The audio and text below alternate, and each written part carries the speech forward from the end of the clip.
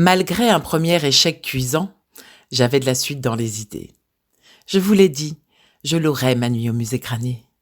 Ni une, ni deux, à la chapelle des pénitents blancs, j'irai me planquer.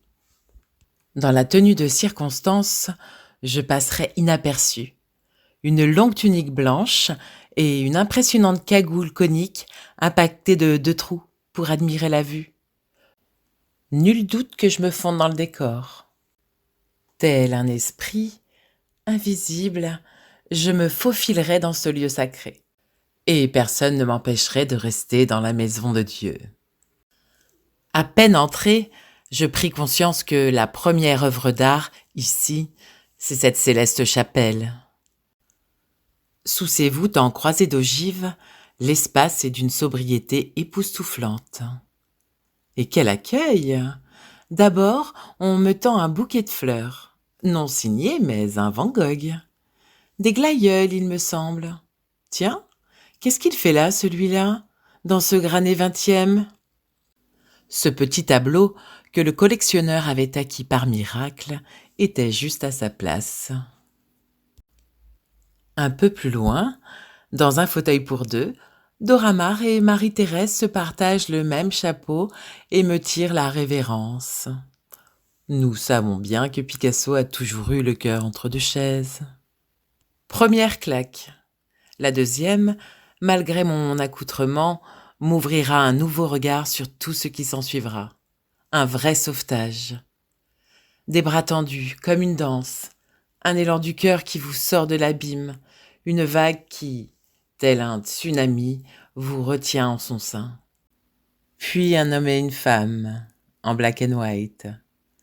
2 visages entrelacés qui finiront bientôt en un baiser. Toute seule dans un coin, la femme au miroir, Jacqueline, enfermée dans le château de Vauvenargues, affiche un visage terne dont le miroir nous renvoie cependant l'image d'une beauté éclatante, d'une éternelle jeunesse.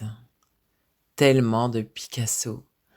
J'étais ébahie d'en découvrir autant. Et me voilà repartie.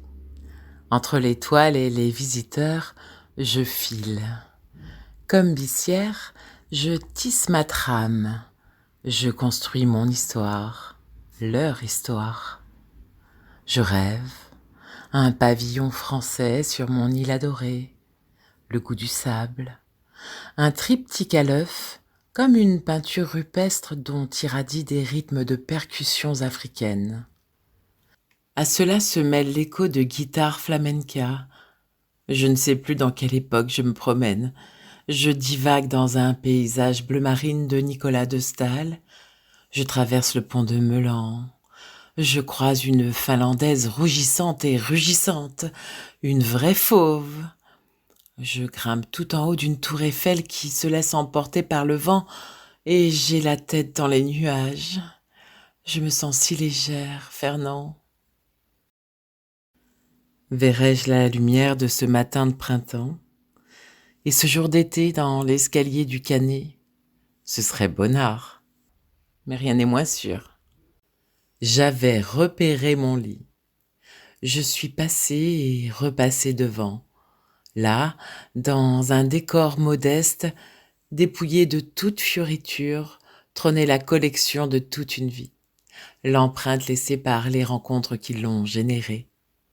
Et je comprends pourquoi Jean Planck affirmait « J'ai mieux aimé les tableaux que la vie ». Les tableaux étaient toute sa vie, sa transcendance, sa descendance. Il plongeait en eux comme nous plongerions dans une piscine d'Auckney.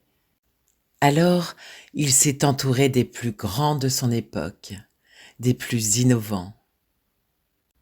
Dans ce lit, sous l'aquarelle de Suzanne au crépuscule de sa vie, et sous l'œil bienveillant de Marie-Thérèse, je pouvais m'allonger.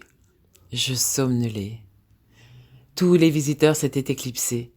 J'étais enfin seule au milieu de ces œuvres, en totale abstraction de moi-même. La femme à la guitare me chatouillait encore les oreilles quand un bruit assourdissant vint me tirer de mon engourdissement. La femme au chat s'était-elle de nouveau décrochée? Non, ce grondement provenait d'au-dessus de ma tête. Ça y est, c'était la guerre. J'étais à Guernica. Sur la mezzanine, les taureaux d'étrog étaient sortis de leur cadre. Ils fumaient et enrageaient. Ils s'en prenaient à la pièce la plus inquiétante de toute la collection, le tableau-piège de Dubuffet.